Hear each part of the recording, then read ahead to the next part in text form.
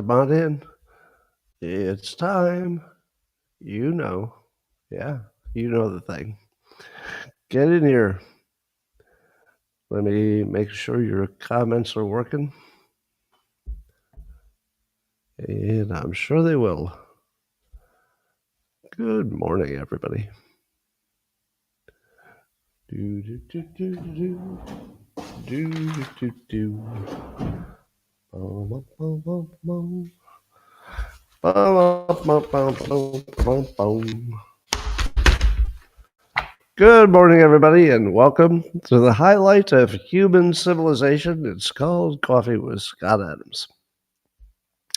It's the best thing that ever happened to you, but if you'd like to take a chance on elevating this experience up to levels that no one can understand with their tiny, shiny human brains, all you need for that is a copper mug or a glass, a tankard, shells, a stein, a canteen, jug or flask, a vessel of any kind. Fill it with your favorite liquid. I like coffee. And join me now for the unparalleled pleasure, the dopamine hit of the day, the thing that makes everything better. It's called the simultaneous sip, and it happens now. Go. Extraordinary. Best sip of the day, because it was simultaneous. Well, I wonder if there's any science they could have skipped just by asking me instead. Oh, here we are. Eric Dolan writing for a Sci Post. Here's the headline: Heightened sexual desire reduces the sex difference in prioritizing attractiveness in long-term romantic partners, a study finds. Let me translate that into English. People who are sexually attracted to each other have a better chance for a long-term relationship. Were you aware that people like to spend time with people they're sexually attracted to, and that they will forgive any number of horrible behavior characteristics if they're sexually attracted? Did anybody know that? Well, you didn't have to do a study. You could have just asked me. The big news last night, you probably all know, there was a gigantic earthquake off the coast of Russia, up in that sort of North Korea kind of area of the world. And it's at the Kamchatka Peninsula on the Pacific coast. And it was 8.8 or maybe 8.9. It was maybe the fifth. They think it might be the fifth strongest earthquake ever recorded globally. And of course, there was a tsunami risk, which kept me up a little bit late last night, watching to see if anybody I know was going to die in a watery grave. so that wasn't good. All right, I have to tell you the story.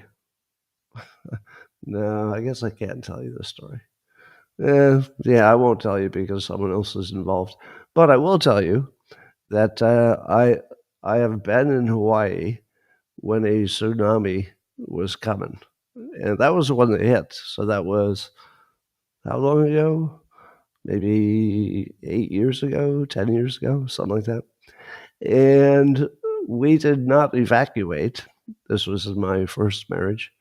We didn't evacuate, even though we were right on the beach, because we were in the 7th floor.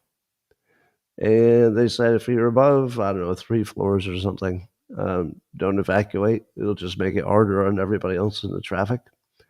So we couldn't see it because it was pitch black. But it happened. I mean, it was right below us. There was a pretty significant tsunami, but it did not destroy the building. It just made it hard to get food the next day. But I lived. We all lived. Well, Giuffre Aniston has a new boyfriend. He's a hypnotist. So the news wants me to know that Giuffre Aniston is dating a hypnotist. Now, I had to look up to see what he looked like because I thought to myself, Is it possible that an ugly guy used his hypnosis skill to get Jennifer Aniston as a girlfriend? But no, it turns out he's crazy handsome. He's got all his hair. He looks like he's tall.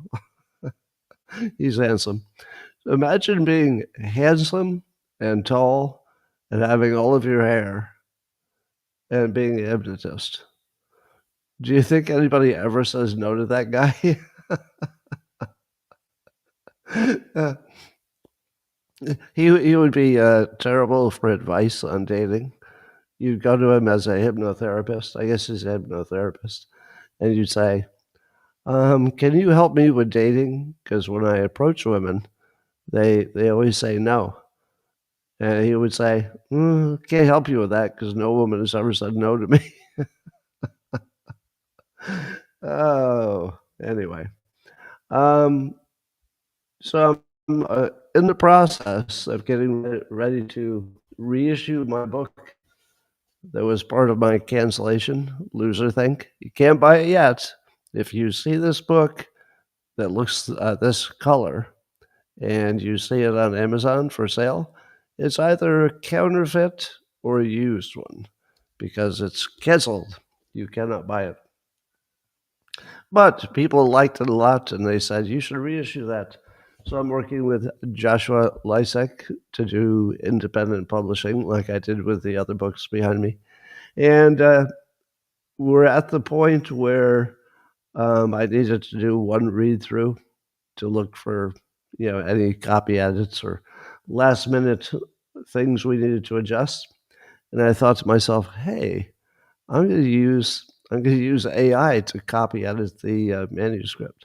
So I just take a copy of the digital file and I put it into Grok. I think I used 4, or was 4 not working last night? I can't remember. 4 was down for a while, so it might have been 3. And then I asked it to look for errors in spacing or, typos and stuff. And it came back with this long list of errors, except they were all hallucinations. There wasn't a real one on the list, I don't think. They were all fake. And they were very specific, too. It would say, this word on this page, you've got an extra space in it. And it would even show me the word with the extra space. That word was not on that page, and nor were any of the other suggestions. An entire, bullet point list that probably had 40 or 50 items. They were all hallucinated. Wow. Anyway, so in a few months, you'll be able to buy that book, the second edition, but it will look different from that cover. So don't get that old orange one, burnt orange one. Elon Musk says he's going to tell his AI to stop using the word researcher and instead use the word engineer, because he says that the false nomenclature of researcher, in quotes, and engineer, this is a thinly masked way of describing a two-tier engineering system, is being deleted from X's AI today. There are only engineers, he says.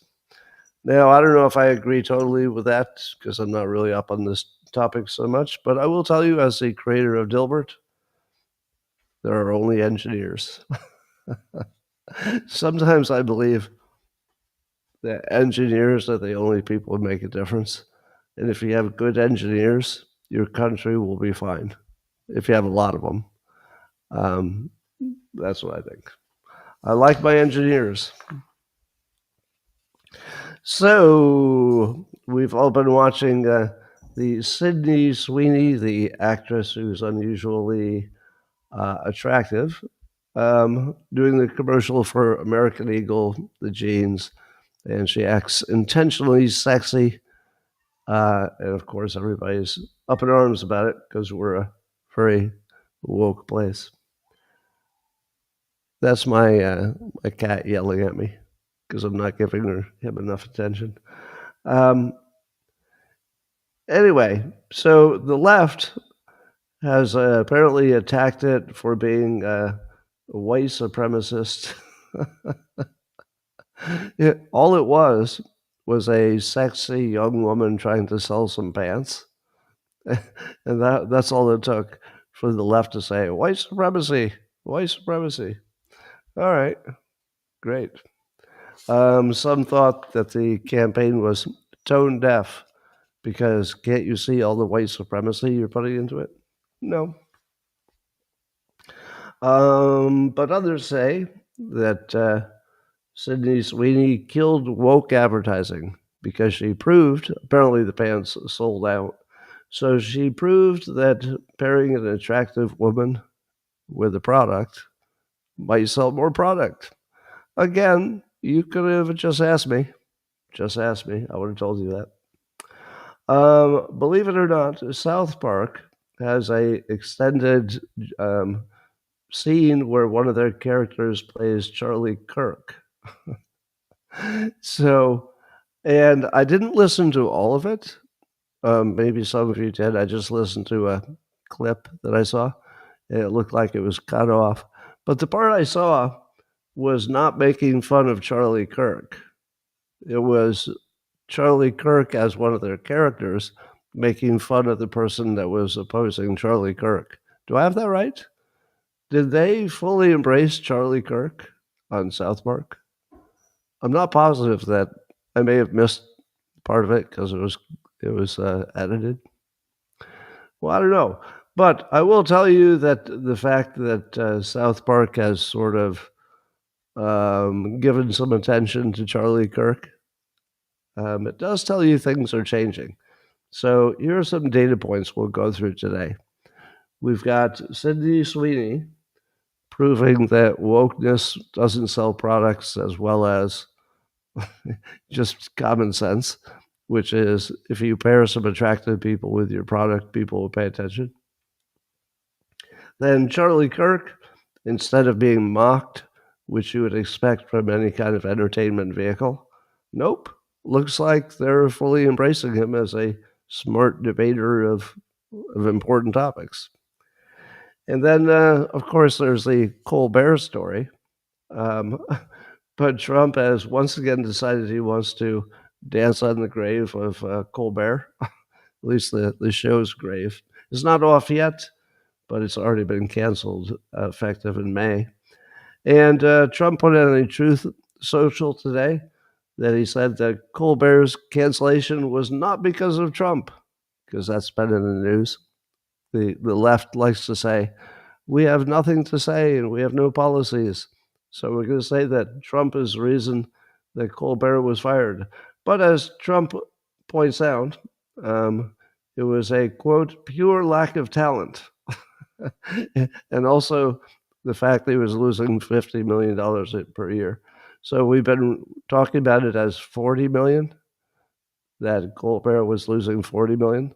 It's just so Trumpian to bump it up 10 million. Let's round it up to 50 million. And if you question it and say, I think it's supposed to be 40 million, not 50 million, then you will reinforce it in your own mind, and Trump's messaging gets stronger. So this probably is one of those situations where he knows that being imprecise improves the messaging. Because when you're done, you can say, well, it's either 40 or 50 million. But yeah, money was the reason. But then Trump goes on, he says, Kimmel and Fallon are next. The only question is who will go first. Do you recognize that technique? How many of you need me to explain for the millionth time what technique he's using there? It's Kimmel and Fallon are next. The only question is who will go first. That's called making you think past the sale. The sale is that they're both going to go. But he's making you think which one goes first, which is thinking into the future. So that's, classic persuasion. Trump does that one all the time.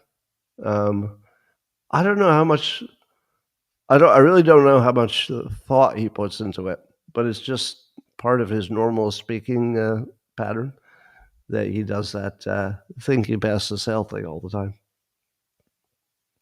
Well, Chuck Schumer was allowed out in public again. I don't know why somebody doesn't tackle him on his own team and say, "You can't. You've got to stop representing us." Sorry, you got to stop representing us because every time you do, we get embarrassed.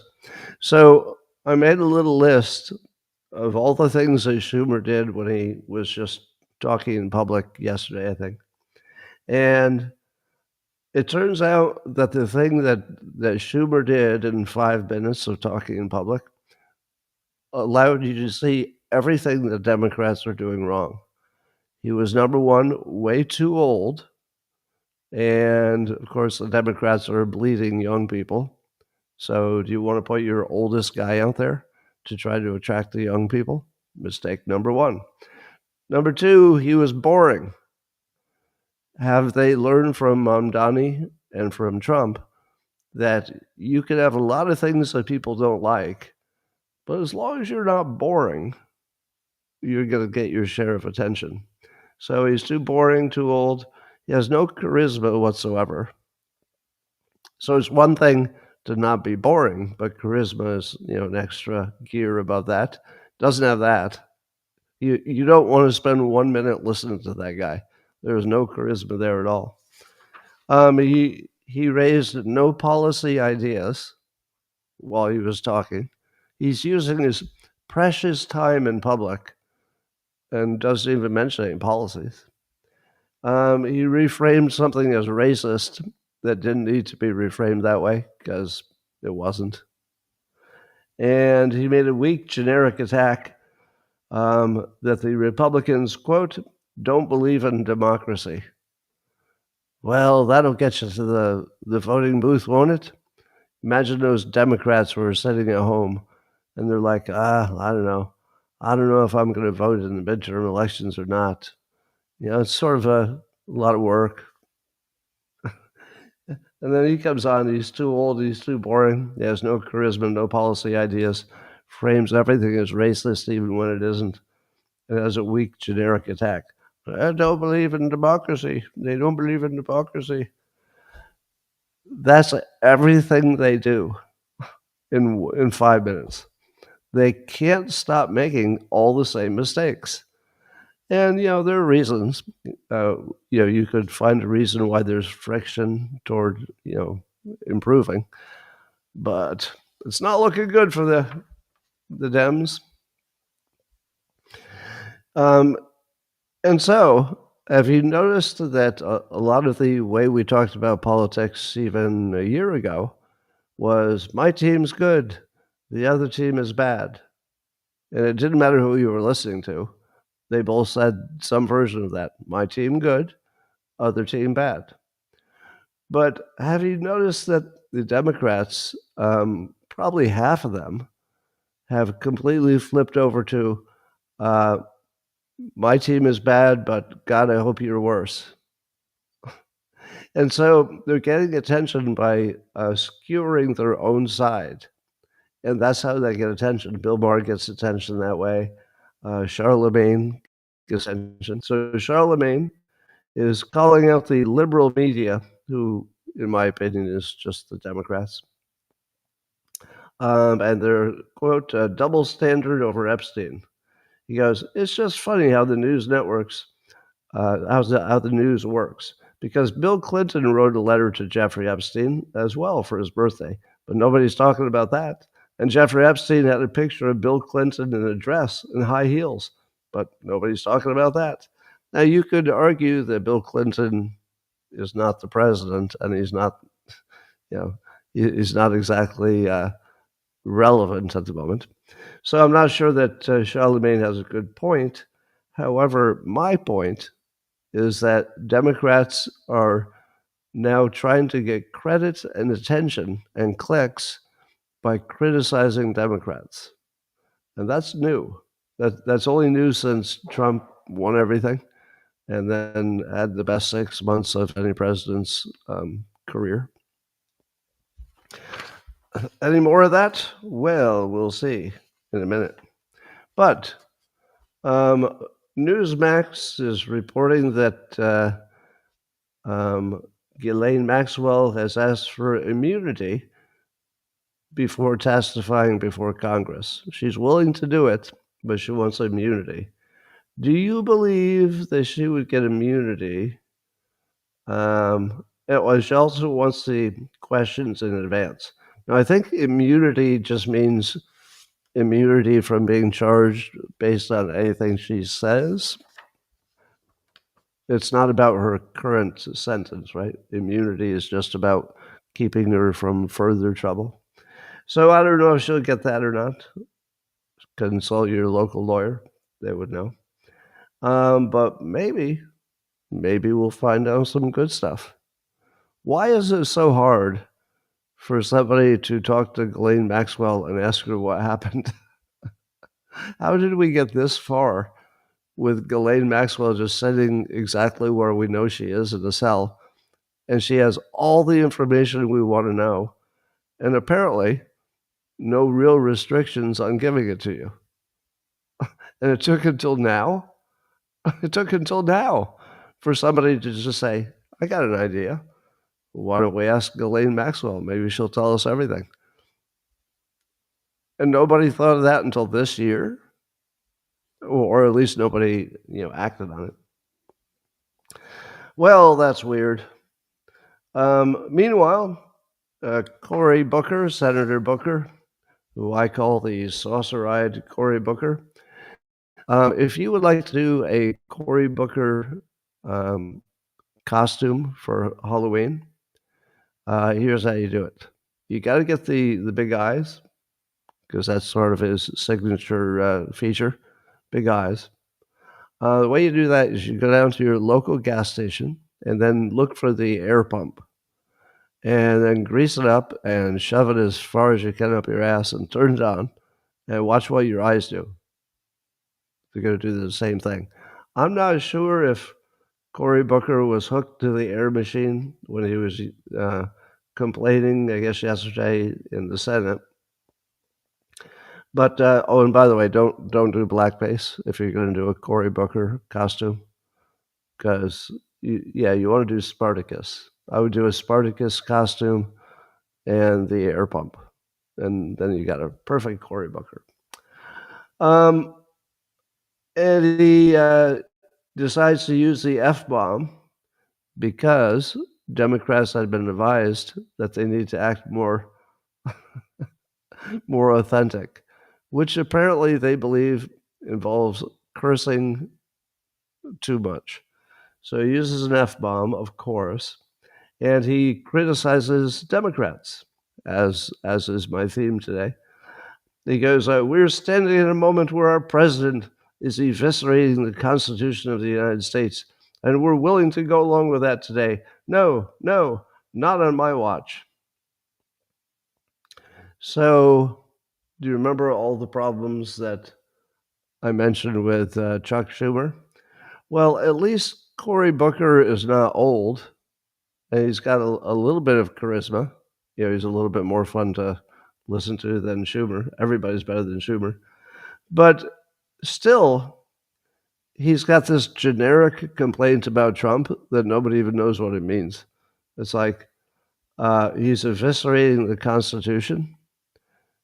Do the courts know that he's eviscerating the Constitution? Is Cory Booker's point that the entire court system, all the way to the Supreme Court, just stopped working or quit? How in the world could Trump be eviscerating the Constitution, and also there are 200 court cases pending where somebody's challenging him, and if they win, he'll have to stop what he's doing, and so far he always has. So Cory Booker, same problem. He thinks that cursing is going to win him something, and he's got no ideas for policies. All he's got is, he's stealing the Constitution. Trump is stealing our democracy. Meanwhile, Governor Tim Walz, I love the fact that Tim Walz exists and he's still in public, because he does not sell the Democrat Party, except down the river, I guess. He's the worst.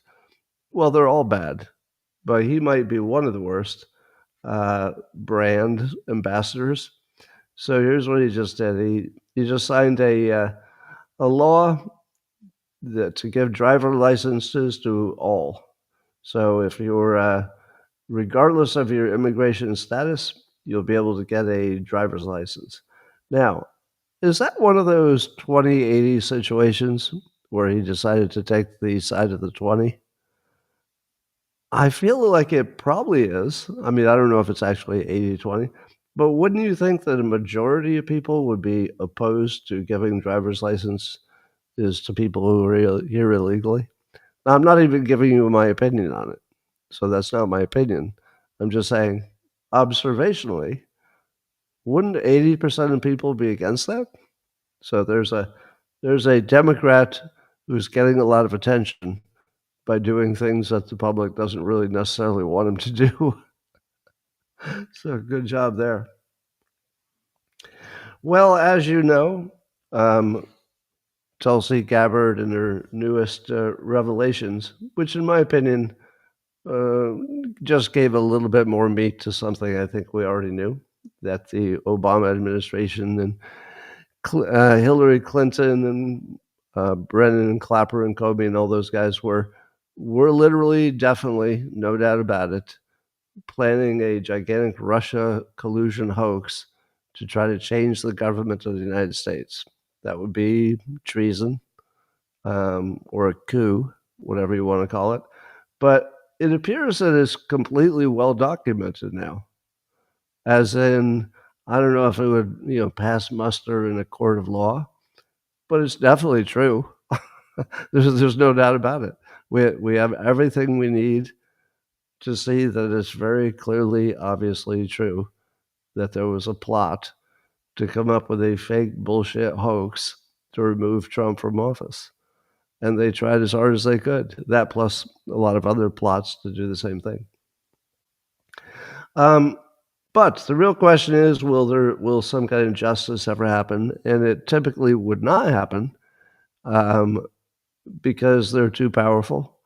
And it's easier to run the country if you let it go. If you win and you become the president, as Trump did, he talks about how he could have done it to Hillary Clinton when he won the first time, but he decided, it wasn't good for the country. Maybe it wasn't good for anybody, and didn't do it. But now he's sort of floating the idea. He's got two memes that hit today. One of them showed all those characters that I mentioned, Obama and Brennan and Comey and stuff, behind bars. And then the caption over it that Trump just sent around on Truth Social, the caption was, "Until this happens, nothing will change." So he's basically saying that until they go to jail, that we won't really have a functioning country. Nothing will change. And then he sent around a second meme, also on Truth Social, but people copy it and put it on X. And I think the second one is, "It's time to indict Obama, the traitor, for treason." It actually had those words. So it's a meme. It's not something that Trump wrote in his own message, but he's the person who sent it around. "It's time to indict Obama." So he's calling Obama a traitor and thinks he should go to jail for treason. Now, here's my persuasion lesson for the day. How many times have I told you how sometimes it will be an idea that's literally unthinkable? And what Trump does is he makes you think about it until you're just sort of comfortable with it. I would argue that the tariffs and the trade wars were unthinkably impractical until Trump made you think about it a lot, but then also showed you that it would work. So he makes the unthinkable thinkable. If you had told me that he could completely close the border down with any amount of work, I would have been quite surprised. But apparently he has. That was unthinkable and now thinkable. Greenland. Yeah, the idea of taking over Greenland. completely unthinkable. But now we've thought about it so much that it's not shocking if the topic comes up. Now we can think about it. So, step one in persuasion is you got to make it a topic that people are willing to talk about. But on top of that, it seems to me he's testing public reaction. So, if he can make the public talk about the idea of whether or not it makes sense or whether or not he would get a conviction, then he has brought us into his reality. And his reality is that this is an important question and we should be talking about it and working on it instead of ignoring it. So the more trouble it causes on the left, because they're going to say, this is more evidence that he's trying to be a king. And then the people on the right will be, oh, there you go. That's who we voted for. They should put him in jail. So I feel like he's doing his usual Trump thing where he's just testing reactions, but at the same time, he's getting you used to it. So you went from, well, I did. Let me just speak for myself. Maybe this applies to you and you can tell me. But even 1 year ago, I would have said it was unthinkable that we would have a serious discussion from the presidential office about jailing the last president. Totally unthinkable. Now, it's totally thinkable. And it's not only because Tulsi had new information, because honestly, that's all the stuff that I just assumed was true in the first place. Because we had enough, we had enough information. I wasn't guessing. Now I think about it. Now I think it's completely practical. And if the Democrats make the mistake, which they will, of talking about it a lot, it will become more feasible. The more they talk about how it's a bad idea and it's never been done and it shouldn't be done and we don't think the evidence would support it, the more they resist, the more the public is going to say, oh, this is just one of those things that we could do or we could not do, and it will depend on the evidence. And that's not where it was before. Before it was, we can't even talk about it. It's so, it's so risky. It's so bad for the country. You don't even talk about it. We're now past that. Now we're in the, let's talk about it. Let's talk about it. All right. And Trump actually said in a interview, the Daily Wire is reporting this. He didn't use these words, but he is indicating very clearly that although he did not have the, did not have the motivation to go after Hillary when he was president the first time, he believes that he now has enough evidence that Hillary went after him and tried to put him in jail, if you count the entire Democrat machine that seemed to be coordinated. Then he's got a free punch.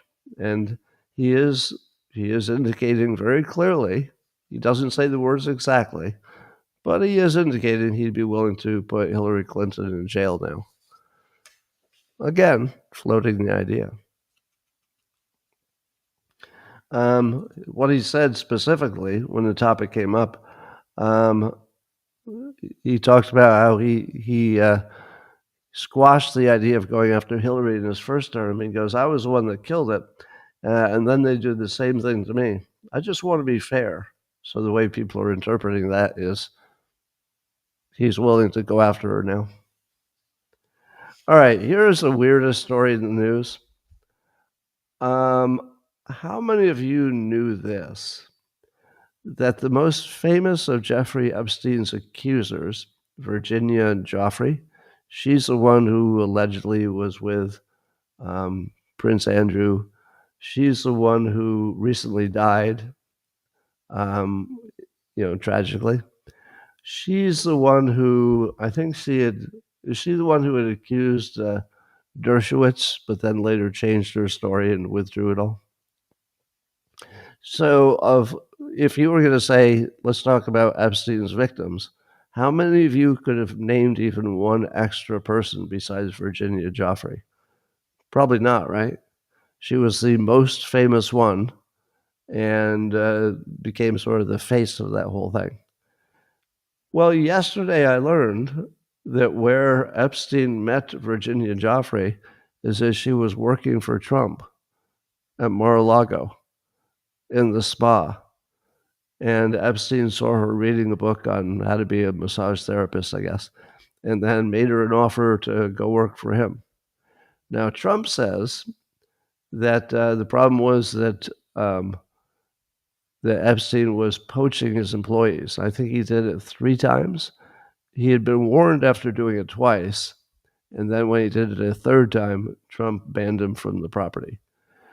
Now, somebody said, but before you said that you banned him because he was creepy. Well, that may have also been true. More than one thing could be true.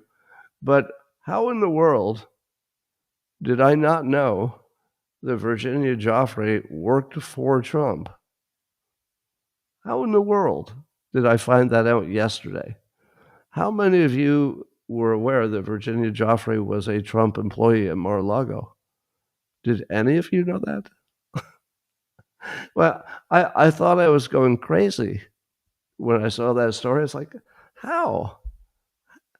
How did I not know that? That feels like the most obvious thing that people would talk about. How in the world did I not know that? Had no clue. I'm looking at, I don't think so far in the comments, not one of you were aware of that. That is mind-blowing. To me, it feels like living in a simulation where the plot is writing itself in real time. It's like, all right, what is the most interesting thing we could add to this story? Well, that's it. That's the most interesting thing you could have added to the story. All right. According to Rasmussen polling company, a majority of voters think that the Trump administration is trying to hide evidence that Trump was had some association with Epstein that's more than what we know. So 60% of likely U.S. voters believe it's likely that Trump administration officials are engaged in a cover-up to hide Trump's involvement with Epstein. 45% consider a cover-up very likely. Now, I saw, was it Claire McCaskill or somebody on MSNBC? They all look alike to me. But I saw them say that they should use this Epstein thing because it's the only thing that they have any traction with. It does seem true that people are judging Trump to be covering something up. Now, I would agree with that. It seems very clear that Trump wants us to move on, and why else would he say that? Now, I don't think it necessarily means that he's covering up for himself. It's equally likely that there are other names on the list that he's, doing a solid for and making sure they stay out of the news, which doesn't mean they're guilty of anything. They could just be a name that's in the file, and they know their life would be ruined if that information got out. So I don't know if he's covering for himself or covering for people he cares about or anything like that. But it looks like he's covering up something. And it looks like maybe he's decided that he should let the process uncover whatever it's going to uncover. So he may have changed his mind, and he may be loosening up and letting people, dig around. But what he has done, which I think is clever, is he's inoculated all of us. So he's already dropped the suggestion that there might be some fake things in the files that the Democrats put in there to embarrass him or other people. So he's got you thinking about that before you even know what's in the files. That's good technique. It may not be ethical, but it's good technique, persuasion-wise.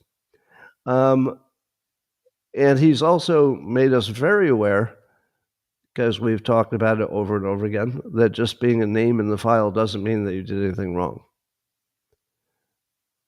So the more that's in the front of your mind as opposed to just something in the back of your mind, he's creating a situation where revealing everything in the Epstein files will work, where it might not have worked even a few weeks ago because he hadn't properly primed the public. But now the first thing I say, no matter what name comes up first, let's say it's some billionaire you've heard of, my first thought will be, maybe it was planted. My second thought will be, it doesn't mean there's any crime. So I'm all primed. I'm all primed not to have a negative thought no matter what those files say.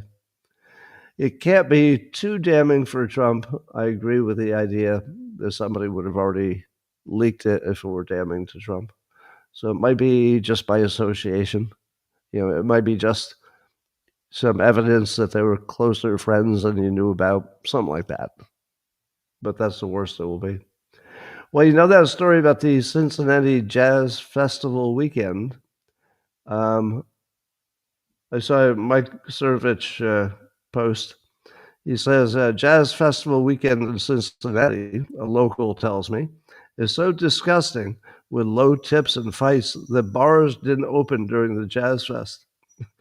Can you imagine being a bar and there's a music festival and you've decided it's better off to be closed during a music festival weekend? That's got to be some bad trouble. And the city officials threatened to pull the liquor licenses of these bars for being racist. And that the fight we saw on video where a group of black people were beating up some white guy and a white woman, that fights, not necessarily interracial fights, but fights in general are kind of common on that weekend. So there's that.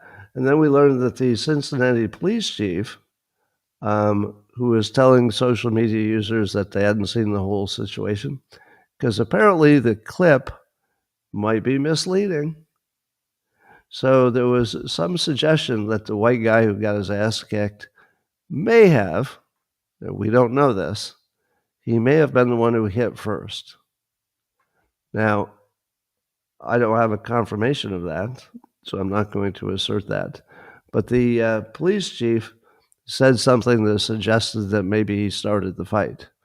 Now, that doesn't make it right for a bunch of people to gang up and kick him to death. He didn't die, but it was pretty bad. However, I definitely would look at it differently if he started the fight. So that would influence my opinion of the whole thing. So I'm going to say I'd like to know more about that. We're still in the fog of war state about that story. But did you know that the Cincinnati police chief is a woman who is being sued by white police officers for having an alleged bias against them in their assignments? So she's allegedly a racist against white people and thinks there might have been a good reason that white person got beat up. She didn't say that. I'm reading between the lines.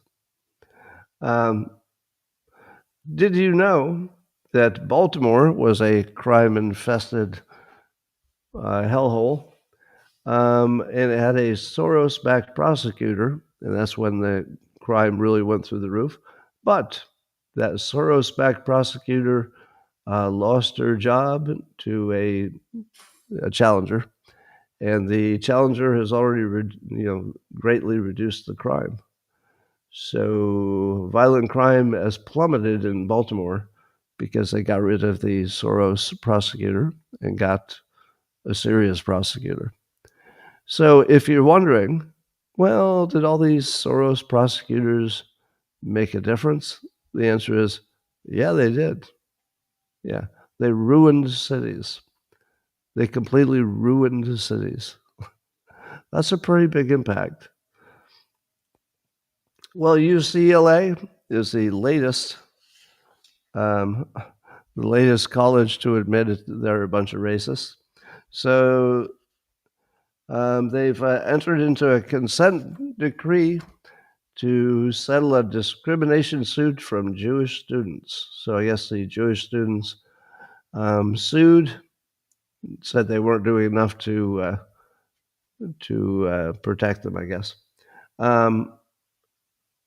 There were anti-Israel encampments which were allowed at UCLA, which included a, quote, Jew exclusion zone. There must have been a sign that said you can't be there if you're Jewish. Anyway, they're going to pay $6 million to settle that. So are there any major colleges that are not openly racist at this point? Like any? They all seem openly racist, and they're all being caught and admitting it and paying hundreds of millions of dollars to make the claims go away. All right. Have you ever had a situation where you were pretty sure that one thing might be true, and then you heard a better argument and you thought, oh my God, that is so much a better argument? Well, RFK Jr. did that, had the better argument. He was talking to Chris Cuomo of News Nation, and Chris Cuomo was asked. He was speculating. Cuomo was. I don't know if he was saying that was his own opinion, or you know how hosts often say, "Well, people say," or "a lot of people think." So I don't know which it was, but he mentioned that a lot of people think that maybe the uptick in autism is really only an uptick in diagnosis, meaning that maybe nothing changed, but we're just noticing autism more. So, you know, the statistics look like there's a lot more of it. And here was RFK Jr.'s debunking of that. He said, quote, if it was just a matter of better diagnosis or better recognition, you would see it in older people. But you don't. The epidemic is taking place in a specific generation. It's kids born after 1989. That's what you see. You don't see autism one in every 31 people my age. RFK Jr. says, I've never seen somebody my age, 71 years old, with full-blown autism. You don't see that. If it was anything other than an epidemic, why would you only see it in a single generation? To which I say, I've never seen an old person with autism. Have you? I've never seen it. Now, I hope it's not because there's a survivability problem. I mean, maybe that could be it. But why had I never noticed that? That's a really good point. There's something going on. But even Cuomo said, fair point. Yeah, there's not much you could say after that. That's just a really good point. All right.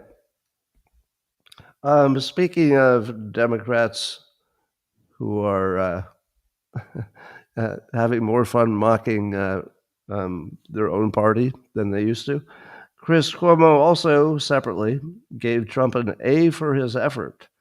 Now, that was not an insult, A for effort. Sometimes that sounds like a backhanded compliment that's really an insult. But he pointed out that Trump is doing an amazing amount of work. And the fact that he golfs also doesn't hold it against him because everybody needs an outlet. And Cuomo compared it to the Biden administration. And he's just being completely fair. You can't really compare those two. One of them is putting in the work and appears to make it look easy. He's always available. He's done an insane amount of different topics and policies. And Biden was barely able to leave his basement. So, yes, Chris Cuomo being quite bipartisan on that.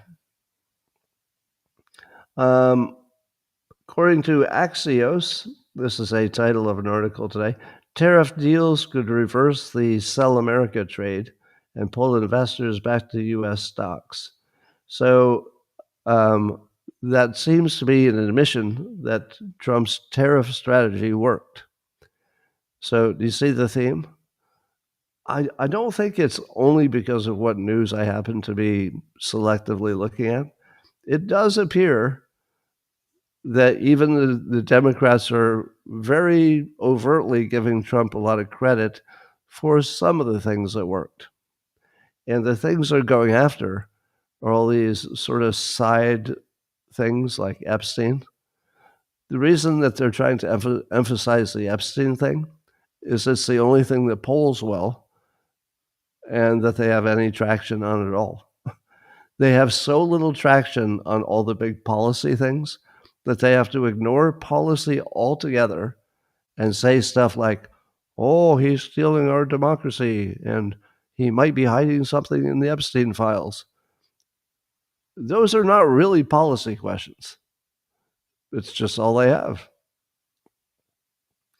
You remember ActBlue, the Democrat related organization that would raise money?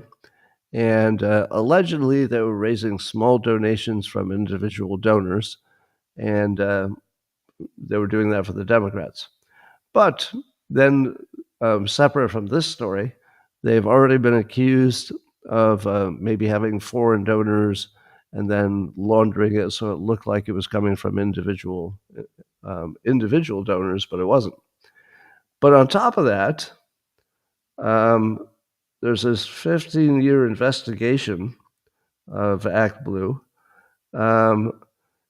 and it was hard to understand the details, but apparently there's another allegation of massive multi-million-dollar fraud with some kind of mortgage shenanigans. So, if these accusations are correct, ActBlue would be the most corrupt organization you ever heard of, and it would pretty much take them off the field. So, if you assume that the amount of donations a party gets will influence how they do in an election, this ActBlue thing could turn out to be a big deal. Could be a big deal. But I remind you that whenever there's a large organization with lots of people and lots of money involved, that they will always be corrupt. Maybe not on day one, but if you have lots of people, lots of money, and lots of complexity, the complexity will hide the fraud. So you always get fraud. You'll always. It doesn't matter what the domain is. If you just have people, money, complexity, always fraud. Well, Trump is mocking the No Kings movement, which seems to have failed entirely.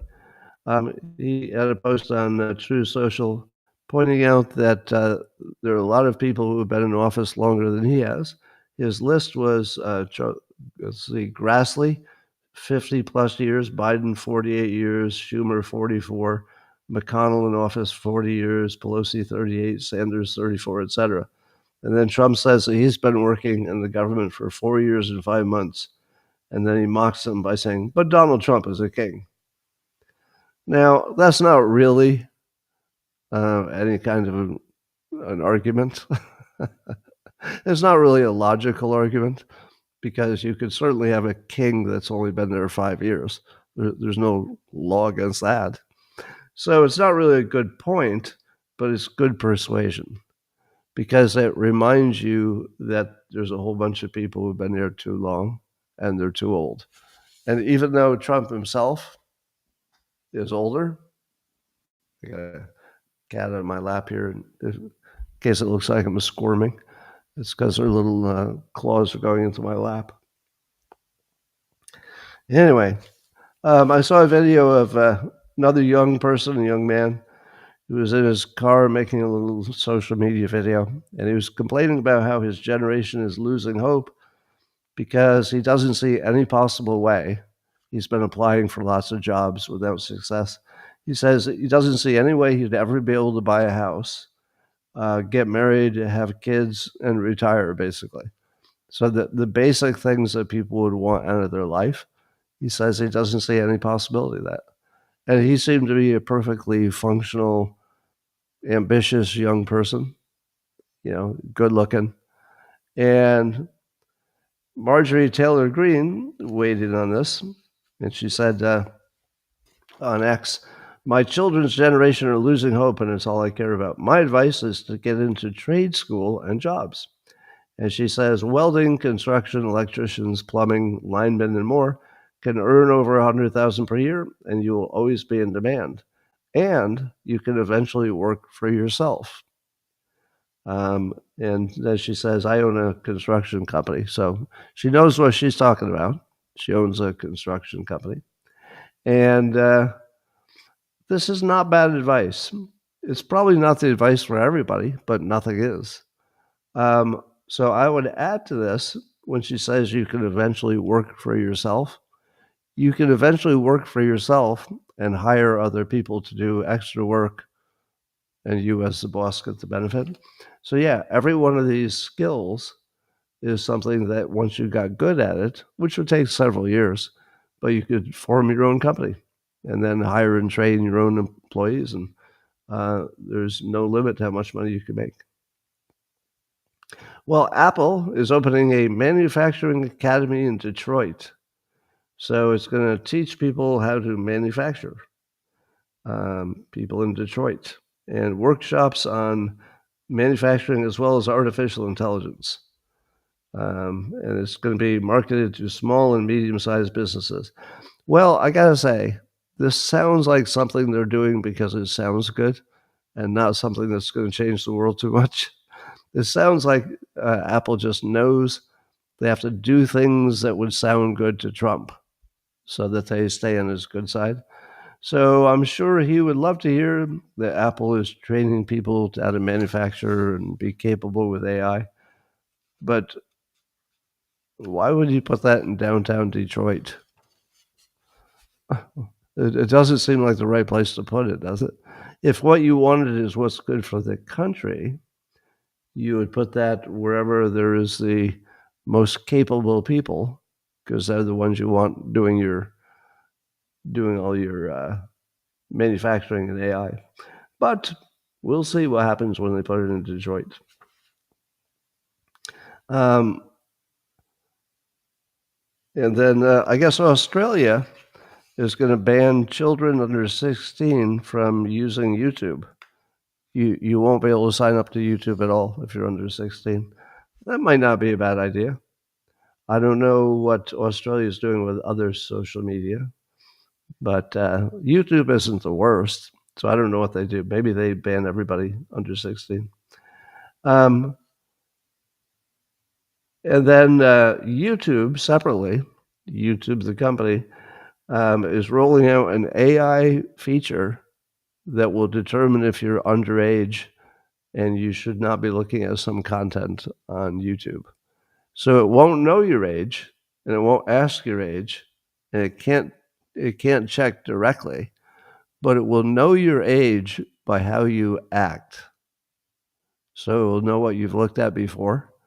And if you're looking at things that only kids look at, but then you go look at some naughty stuff, then the AI will say, no, you wouldn't have looked at this other stuff unless you were 12 years old. So you can't see the naughty stuff either.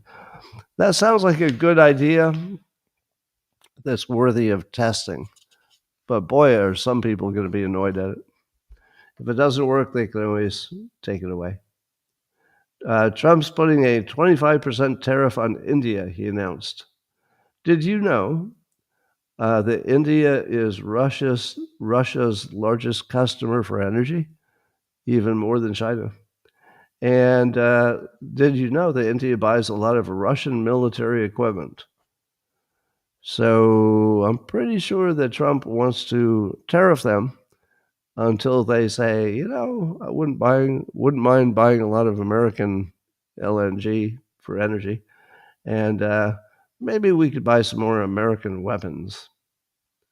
So Trump is very pro-India, but they do seem to be helping some of our enemies more than they're helping us. So we'll see what happens. All right, remember I kept telling you that any news that comes out of the Gaza situation, you should not trust. because anything that comes out of a war zone is automatically sketchy, right? Just really anything.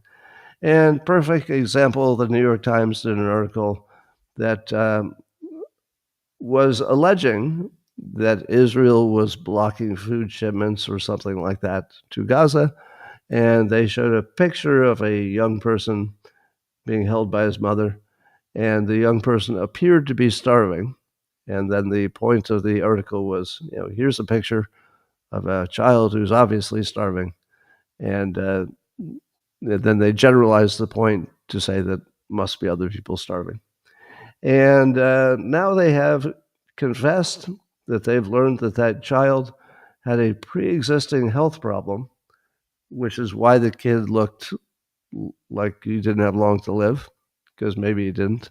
So it wasn't starvation that made the kid look like a starving kid. It was whatever health problem he had before, the Gaza thing happened. So the New York Times has admitted that they made that mistake. But I will take credit for telling you that every time you hear anything about the starvation in Gaza, there's no credibility. It doesn't mean that there aren't people who are starving. Whatever is happening over there is so awful that one assumes that there are some people starving. But it doesn't mean that it's any kind of a strategy necessarily. So I don't trust anything that comes out from either side or from any platform about what's happening on the ground in Gaza. Just don't trust any of it. Perfect example.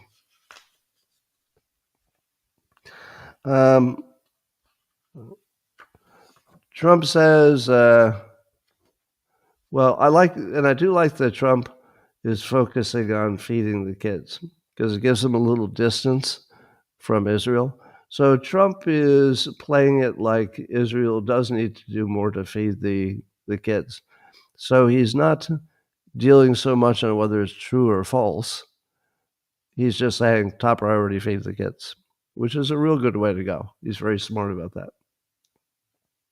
He says they got to get them food, and we're going to get them food. So that's just good framing. Trump was asked about whether he would pressure Israel for a ceasefire. And Trump said, if you do that, you really are rewarding Hamas, and I'm not about to do that. But the UK and France apparently are doing that. So UK Prime Minister, I think I told you this already, said that the UK would recognize a Palestinian state in September unless Israel takes, quote, substantive steps to end the war in Gaza. Now, this story says that that's what France also said they would do. So what happens to Israel if some of these major countries recognize a Palestinian state? Does that change anything? Is that enough pressure on Israel to make them act differently? And I'm not saying they should act differently. I remind anybody who's new here that I'm not taking sides. I'm observing, because Israel is not, my nation, and every country does what's good for their own country. So if you observe that Israel is doing what seems to be good for only Israel, I would say that's kind of what everybody does. That's just called being a country. Countries look out for their own benefit, and maybe they have to shade the story a little bit and do what they got to do, and some of it you would not approve of, but it's not up to you, not up to me. So we can observe it, and we can ask fascinating questions like, oh, if we were in that situation, what would we do? But it doesn't matter. My opinion and my ethical and moral stand on any of it doesn't matter. We're just observers. All right. Anyway, so Israel will get a little pressure. I don't think that'll make a difference to them. Breitbart is reporting, thanks to Ildefonso Ortiz and Brandon Darby, that there's a new scandal linking Mexico's some of their top political people to the cartels and to the president.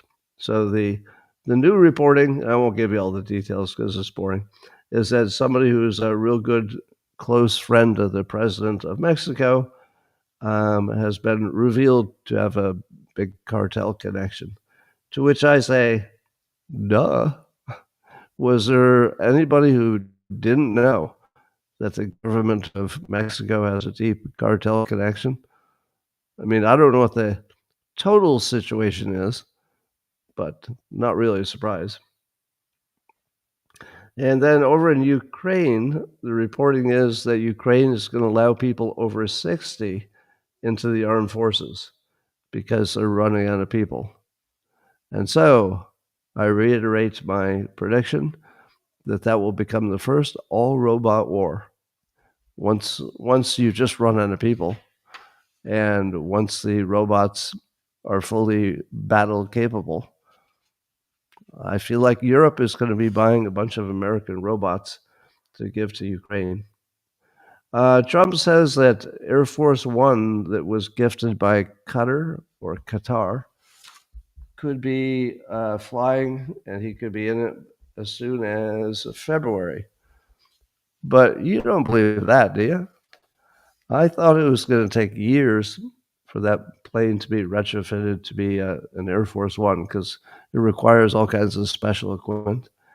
And at the same time, hasn't Boeing been trying to build 2 new Air Force Ones for years, and it's going to take years more? I don't believe that Qatar one is going to be ready in February, but we'll see. I saw a story on Fox News. Kurt Knudsen is writing about this. A really clever way to add electric power to big rig trucks. Now, if you're a big rig truck, it will take a long time to charge up your gigantic battery if you were an electric big rig truck. So it's a little bit impractical just because there aren't many charging stations and it would take forever to charge. But also, the loads are heavy and they've got a big infrastructure already. It would just be hard to suddenly go to electric big rigs. But there is a company that very cleverly came up with a way to make it work almost instantly. So a big rig is a cab with an engine where the guy sits or the gal, and then the part that carries the goods attaches to it.